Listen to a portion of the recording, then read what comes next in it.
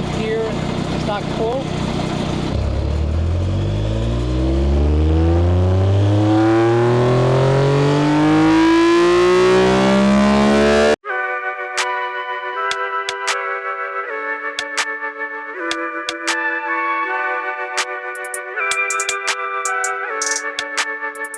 What's up, you guys? Your boy Eddie Maximilian back again for another video. Today's video is very special because we have a 2025 Yamaha R9. My buddy David just bought this bike and I begged him to help me put it on the dyno because I really want to know what this thing will dyno at. This bike does 117 to the crank at 10,000 RPM, I believe. We all know there's a drivetrain loss, so I'm going to guesstimate about 10% drivetrain loss. That'll put us about 105 horsepower. Plus all the factory restrictions, like to knock off another 10%. I'm gonna guesstimate, without even doing it yet, this bike is gonna dyno at 95 horsepower. So that's what we're gonna do now, and let's see what it actually does. There's a lot of numbers floating around talking about this thing can do 130. I don't know where that came from, but you cannot dyno higher than crank. It's just physically impossible. It's not possible. So let's see what it actually does. We'll do it here live. I'm not gonna do any jump cuts while I'm in there, and you're gonna see what it actually does. Here is the Yamaha R9. We're gonna get it right on the dyno. No jump cuts. Hopefully this Meta Glasses camera doesn't cut off the video. I'm gonna try to do this as quickly as possible so that we don't get any jump cuts. So I got David here. He's gonna help me out with loading the bike on the dyno. So you're gonna push from the rear, and I'm just gonna guide it in. All right. Good job, Boop. Ready? All right, let's go.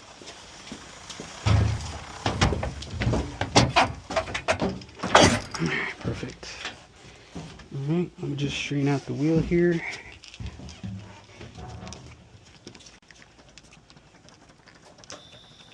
There we go.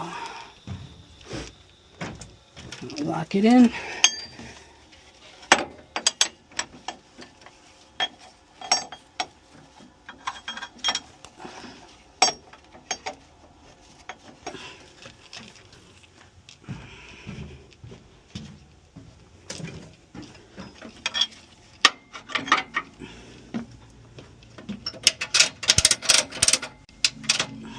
Okay, cool. So we're back.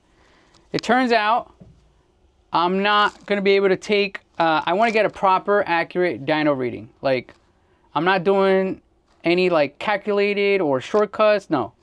Scientifically accurate DynoJet dyno run is what we're going to do. To get a proper, accurate horsepower number, we need the proper, accurate torque number. To get the proper, accurate torque number, we need the proper and accurate RPM pickup. So I gotta take the tank off. There's no other choice. Like, I've looked to see if I access the coil pack wires, see if I can get some way to get RPM pickup another way, but this is the only way. The tank has to come off, and the ECU is directly underneath the tank, which sucks. Don't mind my glasses. These are the Meta Glasses. These are really cool for doing POVs. So that's what I'm going to do now, and just stay tuned for the time lapse. Oh yeah, also ignore, I have a hole in my shirt here. My dog ran at me and got really excited to see me, and she bit me. She bit me right here. Now I have a hole in my shirt. So before you guys grill me in the comments about a hole in my shirt, that's why I have a hole in my shirt. So let's get this started. Do a little POV here. All right, so first thing we got to do is remove this top fairing bolt here. This comes out.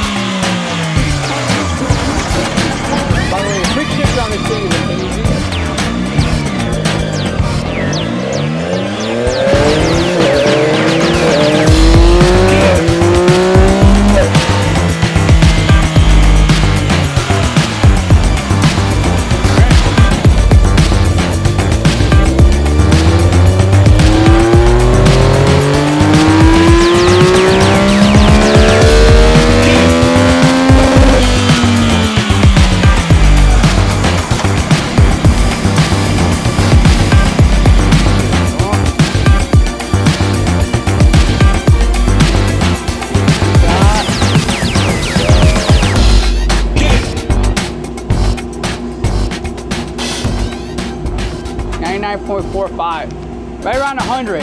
Just a smidge off. If I do it again, I'll probably be able to get a little more. But yeah, so we're at between 99. Let's do one more run.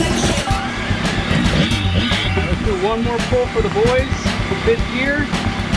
Let's see that beautiful quick shifter.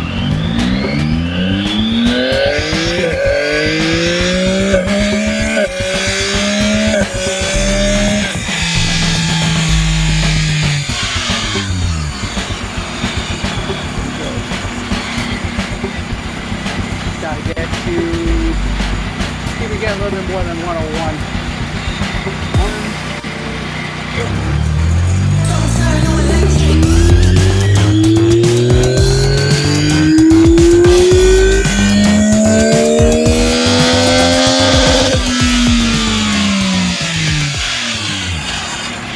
What's up, guys? It's NMAX Million. All right, I'm recording.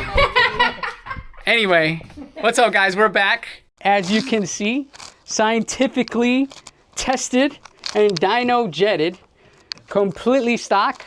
We are at right around 100 horsepower. All right, we did 3 pulls, completely warmed up, and our torque came out to about, let's call it 63 for our best pull. 63. And again, guys, I tune in SAE. Anybody that tunes in STD is lying to you with their numbers. STD is always an optimistic number, okay? Again, it doesn't matter if you tune in STD or SAE. What matters is the rate of change. So if you dyno tune in STD and you finish it off in STD, whatever that rate of change is, that's what you want to look for, not the final number, okay, guys? Same thing for SAE. SAE, dyno tune in the beginning and finish it off at SAE. Whatever the rate of change is, that's what you want to look for. Okay, so there you have it. Yamaha R9, beautiful bike.